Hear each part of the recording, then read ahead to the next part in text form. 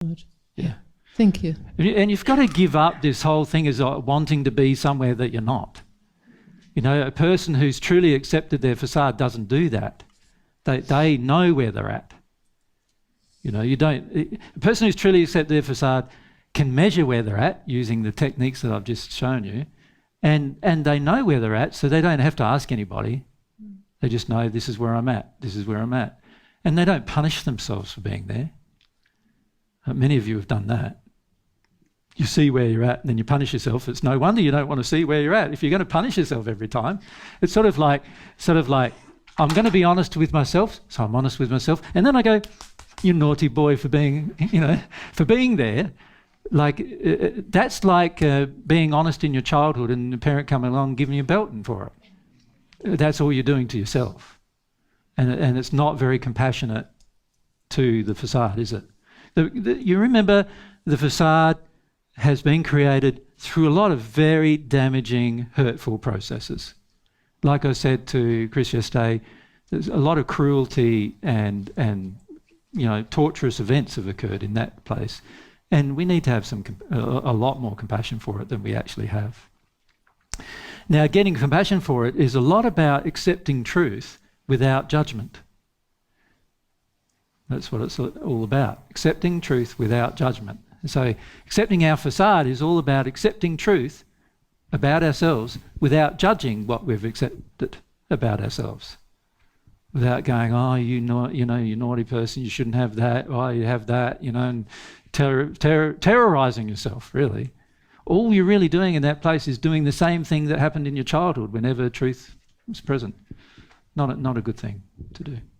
Yep. Thank you. If we come to Laura on this side and Julie on this side.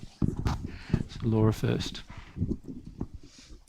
Today, Fab said to me that I'm judging my facade.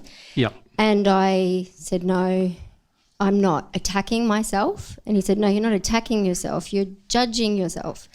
And I don't know the difference.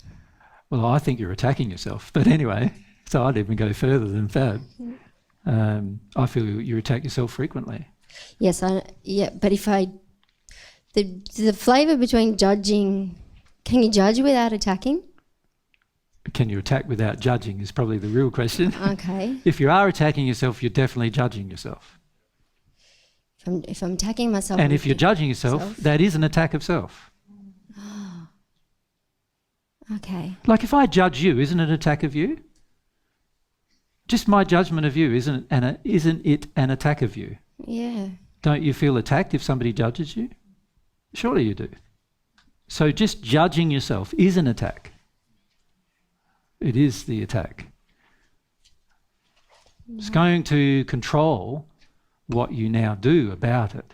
So this is why frequently you're clueless about your facade, because you're too busy trying to deny you have it, because every time you see that you have it, you judge yourself for having it, and you punish yourself for having it, and you pity yourself for having it, and you blame yourself for having it.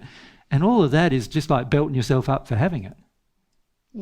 Does that make sense? Yeah. I just thought that because I didn't feel how badly it was that it wasn't there, but it's just different gradients of attack, but it's still, any judgment is an attack. Yeah. Right. Okay. In the first century I said, it's better for you to have a millstone tied around your neck and thrown into the sea than it is for you to judge someone.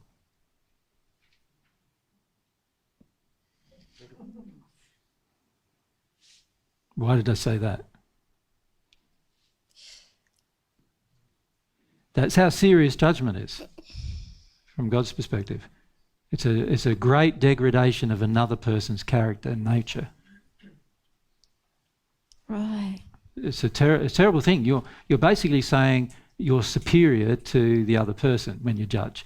Now, in this case, when you judge yourself, you're basically saying you're inferior, aren't you? Yep, constantly. Breaking God's law immediately. Yep.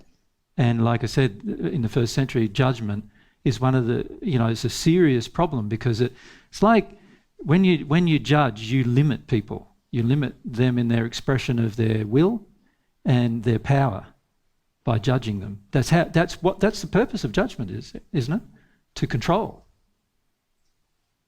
That's the purpose of it. So when you judge yourself, the purpose of it is to control yourself, to stop being who you really are and start being someone different.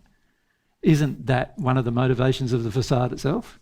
So it's such a terrible emotion to judge yourself. Most people, when we talk about judgment, don't realise the seriousness of the sin you're creating, even when you judge yourself.